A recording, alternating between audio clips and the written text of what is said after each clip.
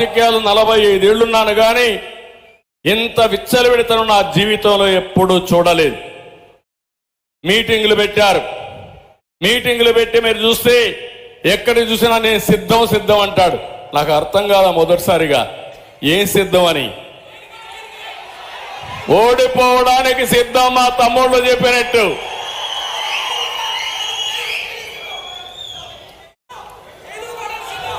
ఈరోజు మీరు చూశారు 175 గెలుస్తా ఉంటున్నాడు.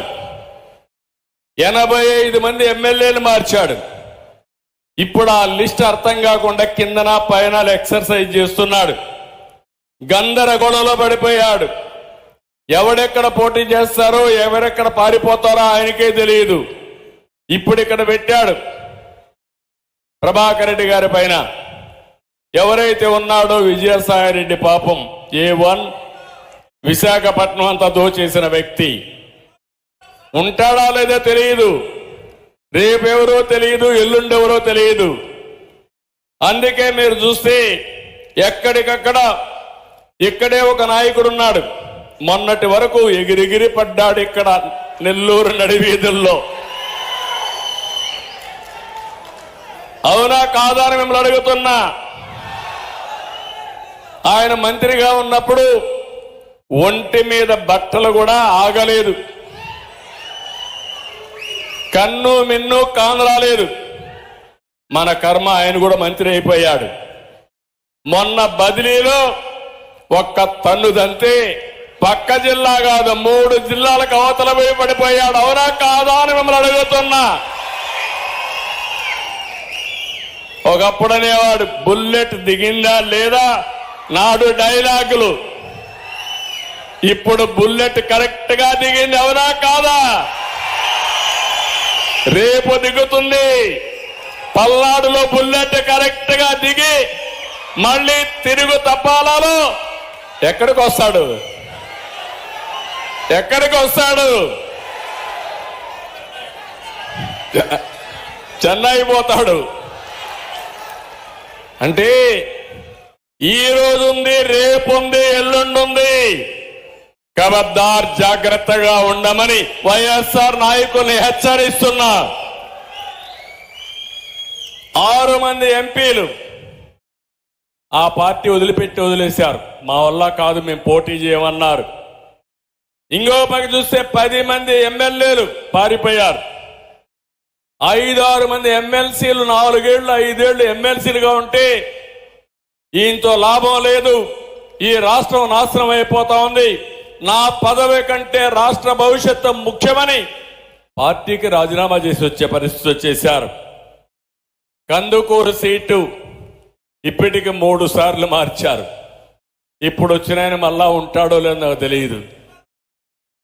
కనిగిరిలో చెత్త, కందుకూరులో బంగారం అవుతుందా తమ్ముళ్ళు? ఆడ చెత్త, ఇక్కడ బంగారం కానీ లేకపోతే సెంటు కానీ సువాసన వస్తుంది అనుకుంటున్నారు ప్రజలను మోసం చేయడానికి. ఈయన్నే కాదు, గంగాధర్ నెల్లూరులో 3 సార్లు మార్చేశారు. ఆయనైతే డిప్యూటీ సీఎం ఏకంగా. అలాంటి పదవిచ్చిన వ్యక్తికే దిక్కులేదు సీటు. ఇంకో పక్క చూస్తే మంగళగిరిలో 3 సార్లు మార్చారు. ఇప్పుడు కూడా గ్యారంటీ లేదు, మళ్ళా మార్చచ్చు. ఇవన్నీ చూస్తా ఉంటే పాపం కార్యకర్తలు రోజు ఫ్లెక్సీలు వేసుకుంటున్నారు వాళ్ళ ఫోటోతో. మళ్ళా సాయంత్రానికి తీసేస్తే మళ్ళా ఫ్లెక్సీ మార్చేస్తున్నారు. అంటే ఫ్లెక్సీలు మార్చినంత సులభంగా క్యాండిడేట్లు మార్చేస్తున్నాడంటే దేశ రాజకీయాల్లో ఎప్పుడన్నా చూశారా తమ్ముళ్ళు అని మిమ్మల్ని అడుగుతున్నా.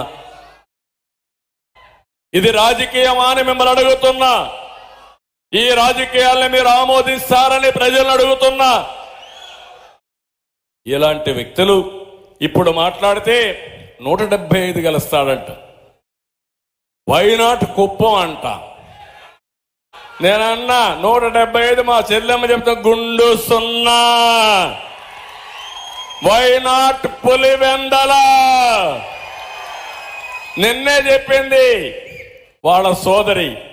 ఆ విషయం కూడా చెప్తాను.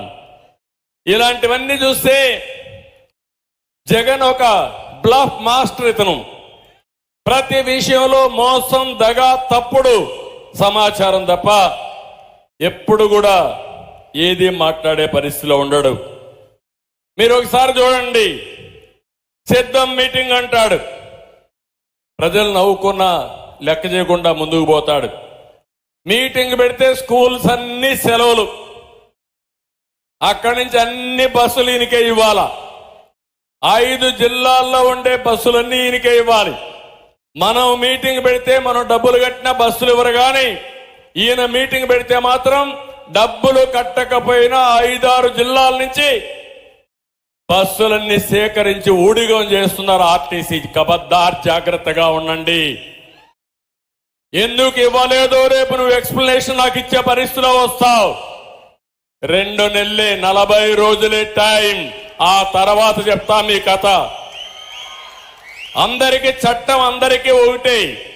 కొంతమందికి చుట్టంగా మారితే ఆ చుట్టంగా మార్చిన వాళ్ళని చట్ట వ్యతిరేక శక్తులుగా మా తమ్ముడు చెప్తున్నారు సంఖ్యలు వేయాలని. ఇంకో పక్క ఈయన వస్తే సిద్ధం అంటే మనందరం ఇళ్ళలో అరెస్ట్ చేసేయాల్సింది. ప్రతిపక్ష నాయకులందరినీ అరెస్టులు. డాక్రా